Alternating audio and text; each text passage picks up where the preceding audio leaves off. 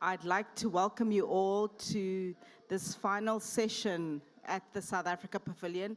So we'd like to end off on a high note, and so I'd like to invite the participants, people in the pavilion, to please come and join the session and really hear about the work that's been done on the carbon capture, utilization and storage front. So just in terms of introducing the session, introducing myself, once again, for those of you who have been with us for the past 2 weeks, I'd like to commend your stamina and really for staying with us. We've had a very exciting series of events, programs, discussions and dialogues that we've hosted over the past few weeks on a variety of topics. I think this is an especially interesting one, and really looking forward to hearing what the Council for Geosciences is going to share with us in terms of the work that they are doing. I'm Ritumetse Molotsane, and I'm from the NBI, so we are hosting the South Africa Pavilion in partnership with government and really attesting to the impact that collective action can have in terms of progressing our national agendas, our national priorities, and addressing some very challenging issues. So in terms of what this particular session is going to be about, and really to set a little bit of the framing around the role of carbon capture and storage as one of these key technologies and interventions that has been identified by the South African government to mitigate the impacts of climate change, focusing on how we reduce carbon dioxide emissions going into the atmosphere. So this session will focus specifically on the research that has been undertaken by the Council. We've heard a little bit about it throughout the week, but now we're going to be focusing on the test injection and really the site selection and some of those issues around that specific aspect of how carbon capture, utilization and storage can be implemented in South Africa. In terms of really giving you a sense and where the organization is coming from and their approach, we will have a bit more of a detailed discussion and presentation, really walking us through the journey of what's happening with regard to this site selection and potential test injection. But before we get to that, I would like to call on Mr. Musa Mabuza, who's the CEO of the Council of Geosciences, to provide us with a few introductory remarks.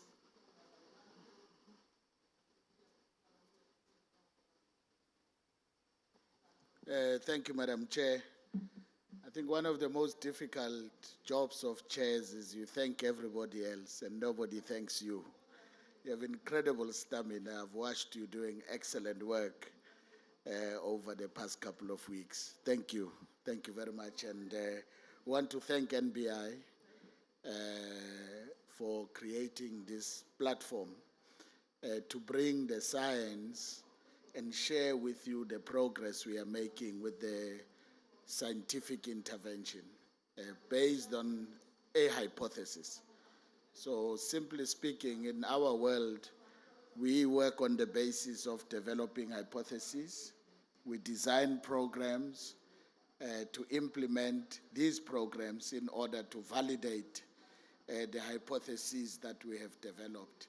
In the main, the CCUS, for us, we know there are other parts of the world who are implementing it, but there are issues that are specific to South Africa, geology in particular, and looking at the geology of South Africa and the extent to which it could possibly be an appropriate intervention for our contribution to creating the future that we want.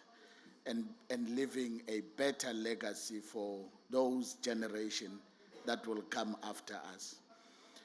We argue that science role must be about finding solutions to societal challenges. Now the challenge has been defined. Climate change is happening at a rapid pace, and we know the contribution of GHGs towards this accelerated climate change rate. And we know what contributes to that. Now, the question we're asking ourselves in this hypothesis is it possible? Is it possible at all to be able to capture the CO2, store it safely, environmentally safely, and not transfer one problem to, solve one problem today and create a future problem? Is it possible? Is it possible that we can answer and support the commitments that our country has made as a member of the global community in significantly reducing our emissions? Now, those are the scientific questions.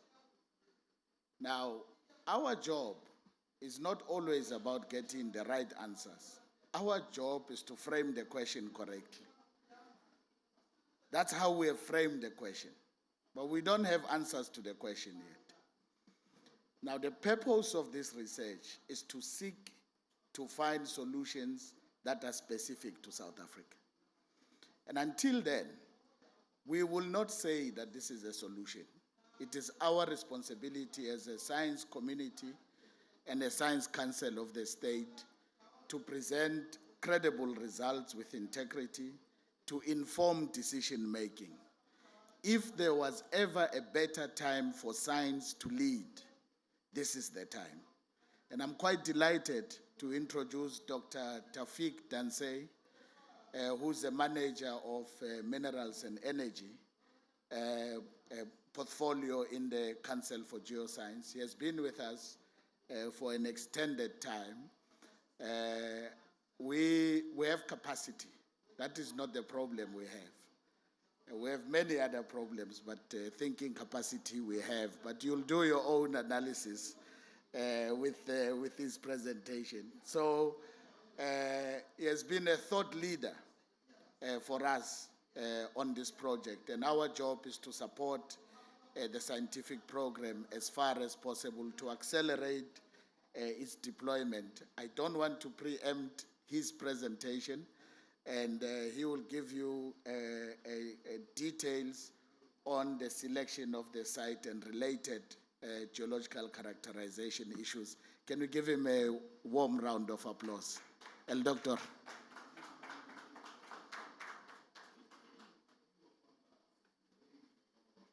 Thank you, CEO, Madam Chair, colleagues. Yeah, I know this is, I think, the final stretch for this long 2 weeks. So yeah, thank you for joining us. I hope I'll make it worth it with this presentation. So yeah, as the CEO alluded to, I think one of the key things is that there's a challenge, right? So we've been coming to many of these Conference of the Parties meetings, and it's been very clear that CO2 emissions need to stop. I think that's the principle. If you try and break that down in terms of how will we possibly slow this down, there could be short-term interventions and long-term interventions. And I think the long-term interventions are quite clear, but I think we are struggling a little bit on the short-term interventions. And essentially what we're going to be presenting here today is a short-term intervention to say here is a problem of CO2 emissions, and we are going to attack the emissions directly. I think that's the principle. So with regard to this presentation, we'll go into the site. I hope that I'm also going to take everybody into confidence in terms of what we do as geologists. I think it's very critical, you know, sometimes, or at least for me, I've been sitting in many sessions and sometimes the details are a bit lost because we know we speak about the science, but we maybe do not go into detail. So our intention here today is actually to show you some of these things and hopefully, you know, allow you to understand what exactly we're trying to do. So to start with, you know, we want to look at the South African context. You know, we mention things like we need to understand solutions for South Africa, by South Africa, number one. But more than that, we're also finding that the so-called narrative that one shoe doesn't fit all, so to speak. And I think that is a very, very critical scenario. You can look at many renewable energy sources. Not all countries are equally blessed in terms of the amount of solar irradiation or the amount of wind or the amount of geothermal. And therefore, we can't actually generate policies and procedures that are very specific globally, but you have to look at a specific context. So very briefly, if you look at South Africa, I mean, the highlights here is essentially that we are the most unequal country in the world, for example. That's one classical scenario. You know, the next one is that, yes, we do produce a lot of energy that is strictly coming from carbon dioxide, or sorry, from coal, that contributes towards our carbon dioxide. That is another reality over here. The other unfortunate reality is that we have one of the highest youth unemployment rates in South Africa. So these are the realities that we find ourselves in. So when we look at that context, we have to then also marry that in terms of what is the current economic situation in South Africa. So South Africa, historically, and probably into the future, will be a mining economy. We rely a lot on our natural resources. And in South Africa's context, we have a lot of geologies that support the extraction of very critical minerals. These are also the very same minerals that will support our just transition. So that is essentially a very important aspect. The next thing that we look at in terms of South Africa is we look at what our mitigation scenarios are. So South Africa has been very affirmative in terms of contributing, or at least deciding to contribute towards the fight towards climate change. So we see that in terms of our projections. We have the National Development Plan, we have various white papers on renewable energy, and we have determined to limit our CO2 emissions. We even have revised integrated resource plans, which basically determines what type of energy are we intending to generate in the next few decades, and how will that contribute towards our CO2 emissions. So despite having quite a large base load that is coming directly from coal, I think the country has actually not been afraid to say we will shift away, we will undertake a just transition. So the foundation has been laid. Now it's time, as the CEO says, for science to lead. So within this context, how are we going to do this? And I think this is one of the key areas that come into mind. So again, maybe just zooming in a little bit into our energy generation capacity, there's a few things that are critical in terms of what we see in our own condition. So the one important thing that maybe I'll try to address the attention to is when we look at the cost of energy in South Africa. Because the offset of renewables has been relatively new, we see that we are still having a bit of an imbalance in terms of the energy, the renewable energy generation and the cost thereof. So these costs are still quite high. And that is because we are really trying to accelerate the development of renewable energy. While that is happening, we still see that our base load is coal. And this is currently a bit of an issue that we need to address. So therefore, if you look at the costs of renewables in South Africa currently are quite exorbitant. We need to allow these costs to level out. Is very, very critical over here. And one of the ways we can do this is to allow the fight towards climate change in terms of reducing CO2 emissions while these costs are busy leveling out, while we're allowing further renewables to be generated. That's the one thing. Secondly, in terms of the development of critical minerals to support sort of this energy generation. This includes in terms of storage, in terms of battery storage, but in addition to some of these critical minerals that will assist in terms of developing these renewable technologies. What we do not have currently in South Africa is a lot of industry to actually actively contribute towards the development of renewable energy sources. So this requires a lot of investment, and we need some time in terms of meeting our CO2 emission mitigation scenarios. So this is ultimately what we're trying to do. Some of the other things that we start to see here is that still, regardless of the energy generation, a lot of the contribution towards GDP can be linked directly towards energy generation scenarios in terms of its minerals that we are developing for energy generation, but then also in terms of the actual energy generation. So here we have a bit of a snapshot showing us how much energy we are generating from renewables, for example. The number is too low. This is a real problem over here. We are not generating enough renewable energy, and one of the reasons we are not doing that is we are not able to balance what we require from base load, reducing CO2 emissions, and then allowing renewable energy offtake to happen. So we really have to balance this thing. So coming now to this so-called carbon capture, what we are trying to do here is within that context. Number one, we are trying to find a way to directly limit CO2 emissions in a short term, meaning we are not trying to say that this is a long-term scenario that in the next 10 years we want to implement, but rather we want to say we want to start limiting CO2 emissions from the moment this type of technology is implemented. That's the first principle. Secondly, we want to say we want to do this relatively to a South African context. We want to enable this just transition. To give that into context, it is to say that yes, we understand there will be a shift away from coal towards low carbon technologies. But while that shift is happening, we still have to address the CO2. We cannot allow the CO2 to be emitted while we are transitioning away from these technologies. So this is ultimately what this type of project looks into. So essentially what has happened recently, to go into a bit of the history of the project, this project has been in existence for more than 10 years. Essentially, it was an agreement between the South African government and the World Bank originally. What this project initially aimed to do was to look at the country and to investigate whether or not South Africa has potential for storing CO2 underground safely and sustainably. One of the first chief documents that came out was this atlas. So what this atlas basically does is it shows different localities around the country where you have these types of geologies that can sustain the storage of CO2 underground. This was a very important document. What this document basically showed was that South Africa has at least 150 gigatons of storage potential. So that's quite a significant volume of storage potential. After this document was published about more than 10 years ago, that set the basis for trying to then establish South Africa, and for that matter, one of Africa's first carbon capture, utilization, and storage sites. Now, the one thing that has happened recently is that technology has shifted. So we see now that there are several new carbon mitigation technologies, especially in terms of storage. And one of the projects that we've done recently was to update this atlas.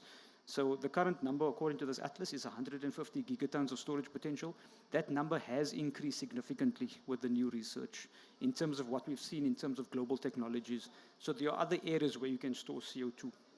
What you see on the left-hand side is a bit of a geological map, and that also lays the foundation. So when we're talking about site selection, you have to understand where exactly, what are the parameters in terms of the site. So what this map shows is the different colors refer to different major geological areas. So the blue, brown, and a bit of the red and yellow shows what we call major sedimentary basins. That's your first principle that you're looking for. These are basically huge geological environments where you basically generate the types of geologies that would be amenable to storing CO2. So the first thing that you'll see very quickly from this map is that actually a large portion of South Africa has some of these sedimentary basins, which is a good sign. That means we have lots of geologies that could theoretically support CO2 storage. The next thing that I want to draw your attention to is all of this red. You'll notice there's some key red zones. Those are South Africa's major coal fields. So that is where we are currently producing lots of coal and associated coal technologies, including the energy generation. So you'll notice these little gray dots. They are essentially the major CO2 point source emitters from energy generation. So the first principle in terms of site selection is you'll notice the coal and all of the CO2 emissions seem to be clustered around the northeast of the country. So that's our first consideration in terms of site selection. We now can identify where is our key area where we're seeing major CO2 emissions. Now, just to pause there, you might have noticed over the last 2 weeks, there were several discussions around water security, environmental security, and key pollution areas in the country. Coincidentally, these corroborate or correlate with these areas in the northeast of the country. So you see this relationship in terms of where we see the major negative implications from long-term coal generation, CO2 emissions, and the associated aspects relative to where the social aspects are really now being seen in terms of negative consequences. So we then decided as a Council for Geoscience that the first key priority area is to look at site selection in the hotspot of CO2 emissions. That is very critical. Another reason why I should mention this is you can imagine you have to cut down on long distance things like transportation of CO2. So you really have to be in the hotspot of where CO2 is being generated to really make such a technology viable. So we are very glad to mention that ultimately this research has now led to an updated report. This report is now available. What this basically does is it zooms into this area that we're looking at. And we've now gone and looked at the geology, very detailed in terms of understanding what is the potential storage capacity in this area. Now, I should also pause to note here that the previous report did not look at this area in particular in terms of its storage capacity. So this was largely unknown. Now, the reason I mention this is you would notice that a lot of mitigation scenarios were not planning for technologies like CCUS, and that's very, very critical. So there was a big scientific gap in terms of understanding, can such a technology be included in terms of policy and procedural development? And because this information was not present, we saw a lack in terms of these type of, let's say, policy-driven areas. So now we are very glad that this report has been released. And initially, what we have now seen from the geology is that in this area, there is the potential, theoretically, to support 500 million tons of CO2 to be stored in the ground. That is the amount of geology capacity we have in this area. So that is a significant number, because that essentially implies there's enough storage in this area to support mitigating South Africa's entire annual CO2 emissions, theoretically. This is in terms of the geological considerations over here. So now the next step is now, how do we take this further? What do we now do to develop this? But before we get there, I think I'll now go into the details of the geology to show you how we actually come up with this number. So to start with, here's a bit of a map showing this area in the northeast of the country. And again, you'll see similar things. You'll see the dots, which are the major CO2 emitters. You'll see there are some of these blue zones, which is your coal fields. And then you'll see some of these other colorful areas. So those are some of our geologies that we are targeting. So one of the first things we did was, you see there, the geology is basically colored in pink, green, and blue. And that is where you see the surface expression of the geology. But if you look, you'll notice that there's some outline that shows where the geology continues underground. So the first thing we identified was that we have these particular types of rocks that we see on the surface, very importantly, that could possibly react with CO2 and support carbon sequestration. We were then able to use boreholes, so geological boreholes, and we were able to map where do these geologies go subsurface.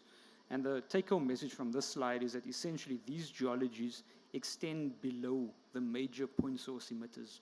That means below the very locations of CO2 emission hotspots, you find certain types of geologies that could support the absorption of CO2. Now, that's an important statement, because essentially these point source emitters are emitting CO2 that was extracted from materials from the very ground that they are surrounded by. It's a very important point. So you might have a coal plant and you have a coal mine that is extracting material from the ground proximal to the point source emitter, and then it's going into the atmosphere. So this implies that there's also geologies located at the very same location of where the CO2 essentially was sourced from that can support the re-injection of the CO2. That's, I think, one of the key messages over here. Here's an example of this so-called geological knowledge we're trying to drive. So what you see on the left-hand side is a geological cross-section. That is now, if we took a slice through the earth, what do we see below the ground? So this, on the one side, shows you the surface map. You'll see there's a little black star. That's basically our research area. Our exact X, where the X marks the spot. And you'll notice there's some geological features which are important. The blue defines some of the major river systems as a start. The water is quite important in terms of understanding how can this technology interact with the surface water. So that has been considered. Some of these black lines indicate major geological features that might be critical to consider in terms of its sustainability towards CO2. That's also been considered. And now you can have a look at this, the slice, like a bit of a slice through the earth. And what you tend to see is with this geological cross-section, there is ample volumes of these geologies that can support CO2. That is the most important thing over here. We did not know that before, that you actually had this volumetric aerial extent of the geologies that could support the CO2. So that ultimately is where we get to this 500 million tons. We look at the volumes of the geology relative to what we think we can support. One of the ways we actually are able to estimate this, again to give confidence, is that we are able to look at some historical data. So what you see here is historical reflection seismic data. So this lines that you see on top is basically when they send a sound wave into the ground and it reflects against different types of geologies. That is very critical. The reason we show this here is to really give confidence. One of the questions we are always asked is, how do we know that there's this much volumes of geology over here? It's usually through methods like this. This is very simple. A wave is sent into the ground, and then as this wave reflects with different geologies, we are able to get a picture of the geology over here. And what you very quickly see is you'll see these different colors. Again, our little slice of the geology. Number one, you see that right at the bottom, you have this yellow layer, and that essentially is a source of potential deep saline storage. We know that this yellow layer that you see at the bottom has a lot of salty water. It's what we call brackish or brine water. That is water that is saturated in salts. And usually what happens is when you store CO2 into that water, the CO2 starts to react with the salt, essentially, and you then immobilize the CO2. That is one of the classical mechanisms of storage that's happening internationally. So in our site, we have essentially almost infinite volumes of this deep saline storage. The reason why I say almost infinite is because we do not have data that goes below this currently. So we have many boreholes that basically go down to something like 4 kilometers. And so far at 4 kilometers, we have seen that we have these deep saline waters. So that's a very good thing. Slightly above the yellow units, you start to see this the green units. And the green units presents another opportunity. This is basically geologies that have a lot of minerals that are deemed to be reactive with CO2. So naturally in the ground, you find that you have certain minerals that will naturally react with CO2. Keep in mind that carbon dioxide is an organic material. It's something that you normally find in the ground. In fact, when we take it out and go into the atmosphere, that is when there's a problem. But naturally, you do find CO2 in the ground. And there's a certain sign that you normally pick up in terms of how CO2 reacts with certain minerals. So there's certain minerals that are very amenable to reacting with CO2. So this green layer that you see over here has a lot of these minerals. So in combination between the green and the yellow layers in our site, 5 square kilometer radius, we think we have enough potential theoretically to support 500 million tons of storage capacity. But beyond that, as you move a bit up the surface, you'll start to notice there's very minor black layers over here. Those are basically carbonaceous layers. It's also associated to where we find coal in this area. So this is a very coal-rich area. These are some of the layers that are normally mined for coal. Now, one might ask, what is the implementation of a CCUS technology? What does it mean for coal mining and the coal industry? Well, in this area, we find that the coal seams have a lot of critical minerals, these rare earth elements. So one of the possibilities is that rare earth elements could be extracted from these coal layers, and they can also form another storage site. So coal, keep in mind, the CO2 is generated from the extraction of coal. You extract coal, you process coal, you produce CO2. So it's a very amenable layer. It's carbonaceous, where it will support the uptake of CO2. So that presents a third opportunity for the storage of CO2. So these are some of the data that we use to try and understand the storability of this area. The other important one is people usually ask about faults, geological structures. This type of information is very useful for trying to understand if there are any of these faults, any of these dikes that might cause areas for CO2 release. So using this information, we're able to actually get a good view of any of these type of features. The other thing that we do is we're actually able to scan boreholes. So here's an example. This is some of the boreholes that we have in the area. So the higher confidence that you normally have to get in terms of this type of technology normally depends on having adequate information. So fortunately, we have had access to more than 30 physical boreholes in this area, and this is basically little samples of the subsurface. These are different areas where we have borehole information to show us what type of geology do we have below the surface. So we've seen now we have the surface geology, we have the reflection seismic data, and now these are actual samples of the subsurface. Here's an example of what we do with this. Ordinarily, you would actually log these boreholes with the human eye. But technology has allowed us to have things like hyperspectral. Now, what hyperspectral means is that the human eye is only able to see 3 different colors, red, green, and blue. That's what the eye is normally able to do. But there are technologies that can look into the ultraviolet layers. And this is actually a good scenario of trying to understand different types of mineralogies that you might find. So here's an example of a borehole in one of our areas that we think can sustain CO2 uptake. And basically, all of the different colors is showing different minerals that you find in the geology, in principle. And the different colors show you the different minerals that are also possibly reactive. There's an example, you'll see there's an animation of a borehole, and you'll notice that the color is changing. These are different layers, whether it's in the short-wave infrared or the long-wave infrared, different ultraviolet spectrums that shows you the minerals. One of the ways we are able to use this is that some of these minerals has a signature for its reactivity. And using the signature, we're able to then establish how much volume of these minerals do we have, and hence how much reactivity do we have. So this is an example. We now zoom in. So this is a very nice picture, but I'll just explain it. We now zoom into very specific minerals. So we now say this rock has certain minerals that we think can support CO2 storage. We now take a sample of that rock and we look at it under the microscope. So we go down to this level of confidence. The first thing that you see here is certain minerals are highlighted. On the left-hand side, you'll see there are big minerals. I think on the second panel, these are these blue minerals. These are some of the minerals that we know. You can see the chemical composition here on the left-hand side. We know these minerals, we know the composition. Basically, these minerals are what we call metal silicates, essentially.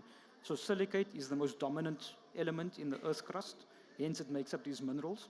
And within these minerals, you have certain metal compounds, iron, magnesium, aluminium. When you react CO2 with these minerals, the CO2 immediately wants to join the mineral composition. So what we see here is actually naturally, it's a very natural process, the minerals can actually sustain CO2. So as you go from the top to the bottom, you'll see that the picture changes quite a lot. By the time you get to the bottom, you have a different type of mineral. These are minerals that basically would have absorbed CO2. So we can have proof here that historically, over geological time, as CO2 had been moving through the Earth's crust, keep in mind that it's a natural occurring substance.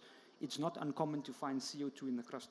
So as this natural CO2 had moved through the crust, it was naturally absorbed by the mineral. So one of the questions people always ask is, but isn't it dangerous if CO2 starts reacting with minerals? So here's an example where we can prove that this has happened over thousands and thousands of years. So we want to take advantage of a very natural process, you know, nothing untoward in terms of an anthropogenic process, but rather to look at what has the Earth naturally be doing in terms of managing the CO2 and taking advantage of that. The next thing that always comes to mind is structure. People are very nervous about structure, and rightfully so. This is to give confidence of one of the areas that we've looked at. So we've looked at all the bore information, the structural information, the 2D seismic information, and what we were able to see is there are very specific zones that increase permeability in the Earth's crust, especially below our possible storage site. What this is saying is that these are zones we can take advantage of in terms of ensuring CO2 uptake. Now, the key feature about carbon storage technologies is that you have to be able to pump CO2 into the ground, and you need to have a certain amount of permeability. The higher you pump, the more CO2 you might be able to absorb into the ground. So many storage projects would have a problem in terms of what we call these mechanics. How much CO2 are you able to pump in the ground, and how quickly is CO2 able to be absorbed into the ground? Now, one of the key ways you overcome this is if you find these critical features in the ground where you see it's basically like a little highway. If I'll use that, maybe that kind of term. The idea is that you can pump CO2 in these existing structures, nothing new. It's a structure that already exists, and it's an area where that will allow a large volume of CO2 to go into the ground. Once it goes into these structures, it is then able to react with the surrounding geologies. So fortunately, because we have so much existing data in terms of the seismic data, the geological data, and the boreholes, we're able to actually pick up all of these structures. This means that it allows us now to think about the next phase. So once you get to this phase, we now have a very good understanding of the geology. So we have our site that is close to the CO2 hotspots. We understand the geology of these areas. And now it allows us to have certain information that will think about the mechanics. How much CO2 should we pump in the ground? What type of technology should we have to develop to enable that type of pumping rates, pumping pressures? What is the mitigation features around pumping this amount of CO2 in the ground? And how long should we think it will take before the CO2 starts getting absorbed in the ground? So this information is now basically being used to develop essentially an engineering and design plan to try and drive how much CO2 could actually go in the ground, and how do we develop such a place. So what do we hope for in terms of where we are currently? So we sort of have a vision. This is an actual site, the actual picture of our site. So you'll see there towards the left-hand side, that is essentially the town of Leandra in Govan-Beki municipality, as one of the hotspots in terms of CO2 emissions in the country. It is in the center of a coal-to-liquid plant, which is the largest single-source CO2 emitter in the world, 50 million tons of CO2 per annum, and is also surrounded by 3 different coal-fired power plants. So what we hope to achieve is that in this site, we want to develop South Africa, and for that matter, Sub-Saharan Africa's first carbon storage site. That is the principle. Using all of these different geologies that we've shown, we want to target these geologies. So now we have undertaken, to start with in terms of confidence, we've done an environmental assessment two different environmental assessments, understanding the baseline conditions of the groundwater, understanding the baseline conditions of seismicity, understanding the baseline conditions of the geology in general. We've now understood how does the geology and these environmental aspects look prior to any development of carbon storage technologies. That's the first thing. Using the information that we generated, we now start to develop an engineering design protocol. How much CO2 do we think we can store in the site? Our numbers suggest 500 million tons as a start. So that means we know what we're working towards in terms of what is the implication of such a technology. If it does work, it means it can get to a point of actively contributing towards our CO2 reduction targets. That's the second thing. And then thirdly, in terms of what does this mean for the community? So a community that is very reliant on coal, number one, on a sort of a CO2 heavy technology, the aspect of carbon utilization becomes quite critical as well. So as we're transitioning towards, for example, renewable technologies and low carbon technologies, this provides a situation where you can maybe even use some of the captured CO2 in terms of the downstream industries. So the next step in terms of the project that we hope for is that we will finalize the engineering and design, and then we'll sort of shift into a construction phase. That is the key phase now. And the construction phase will essentially look at developing an actual injection site that will involve the development of a system to target these geologies and then develop the necessary infrastructure to enable the CO2 to be injected into the geology. Once that starts, we'll then start to monitor how is this geology uptaking the CO2 and what is the implications towards South Africa's just energy transition. And I'll pause there and then we can maybe open up for questions if that's okay. Thank you.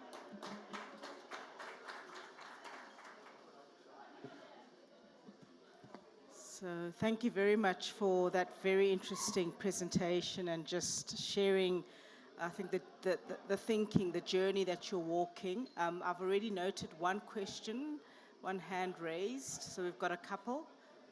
Hi, I'm Lamise from News 24. Thanks for the presentation. It was good to see things from a geology perspective.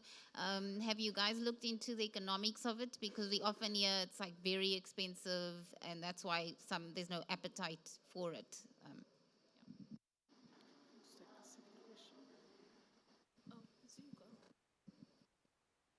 Or get a turn. Okay. Hi, Claire. Hi, my name is Claire from Green Cape. So interested in the particular site as well. I'm guessing that's Sasol you're talking about. Are they actively looking into doing this? And yeah, I think a very similar question to yours, like what's the cost benefit?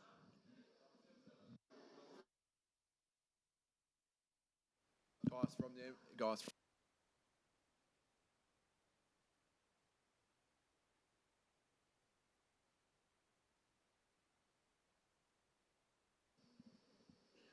Okay, sorry. Thanks.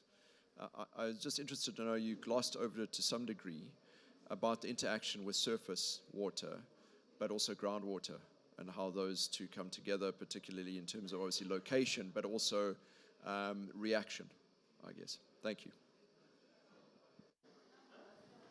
Okay, thank you for that.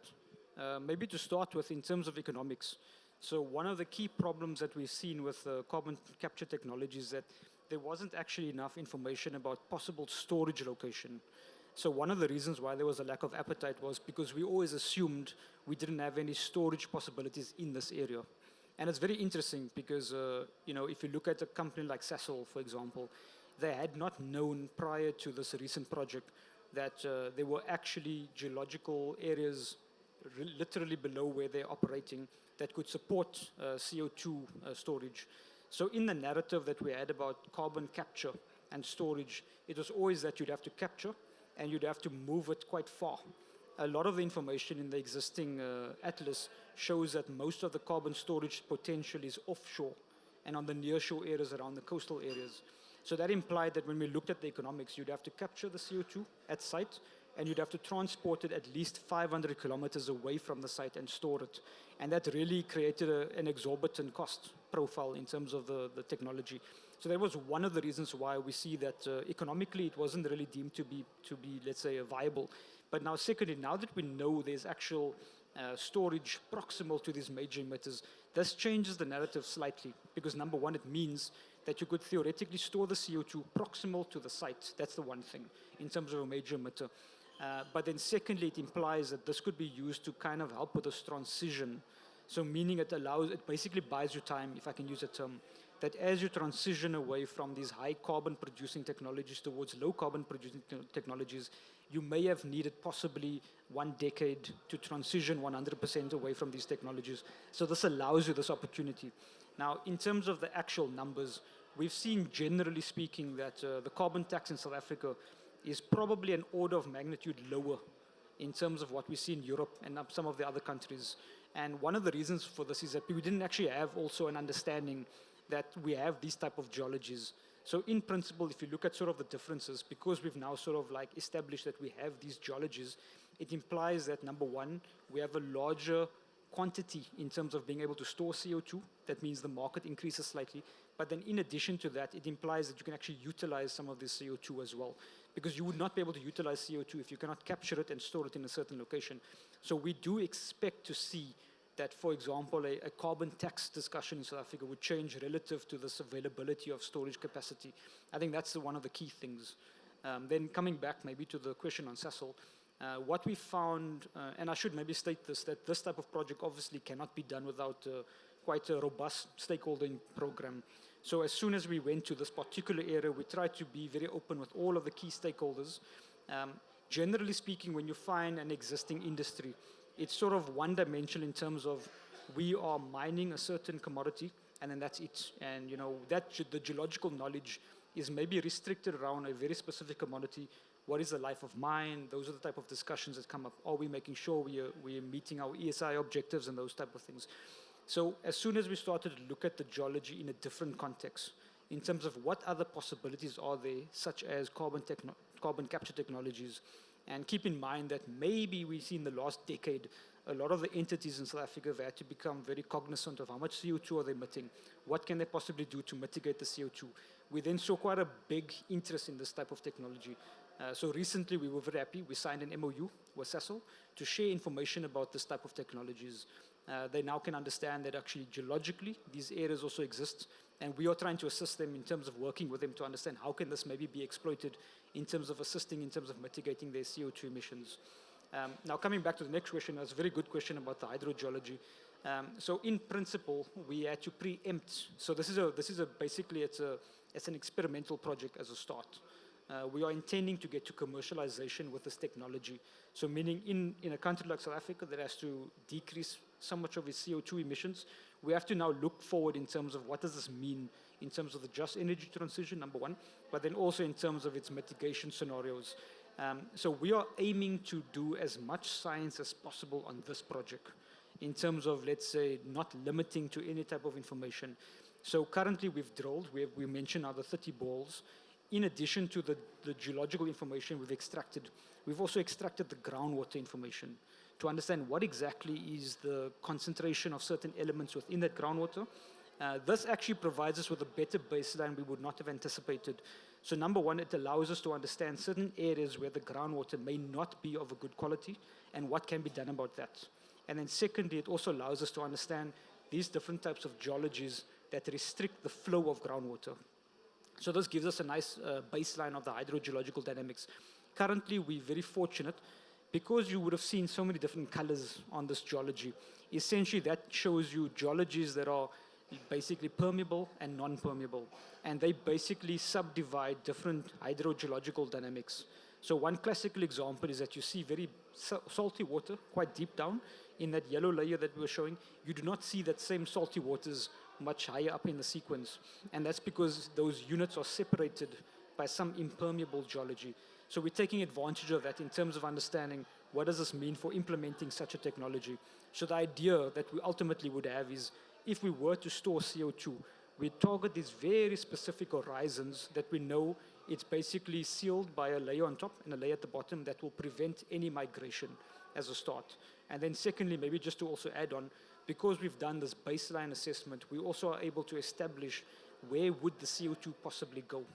And once you start injecting CO2, maybe just to mention this as well, it changes the dynamics of the geology that you're able to monitor using surface techniques. So that would be the idea. We now have a hypothesis of where we think CO2 might migrate to, and then once we actually start injecting, we might be able to monitor that. I think, okay, no, yeah, I think the CEO might have a few.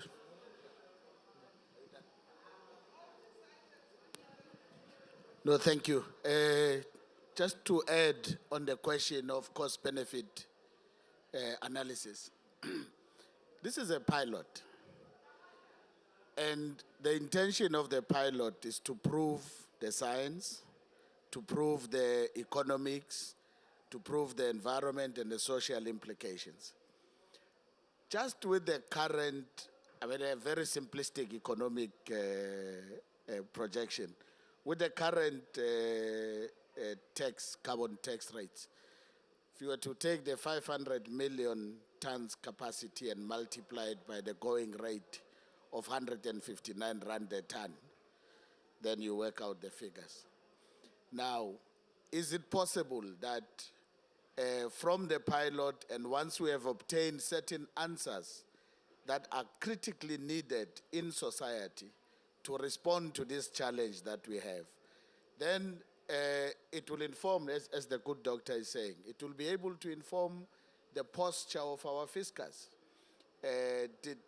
Is the threshold we have taken the correct one for South Africa specifically? Right now, it's a tax threshold. It has no scientific basis. You can't just compare ours with the Europeans. On what basis? There's got to be a basis of that comparison. Now, this pilot is going to begin to address those issues so that we will then know much better and we can make and advance those recommendations to the state on the options that can be taken in responding scientifically to the reason we convene here at these COPs and have these discussions that we have. This, for us, is the value that science can contribute to these discussions broadly, but to South Africa in particular. Thank you very much. Just to check if there's an additional set of questions. Okay. Very quick question. The pilot study, what are the timeframes? When can we see the results?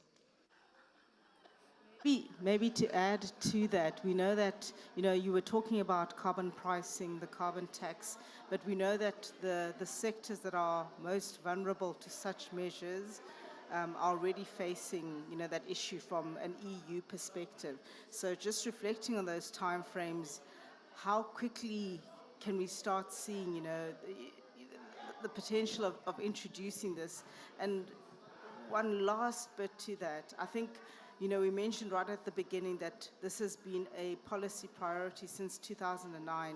And so my question would be, why has it taken us so long to get to this point? Let me start with the last question.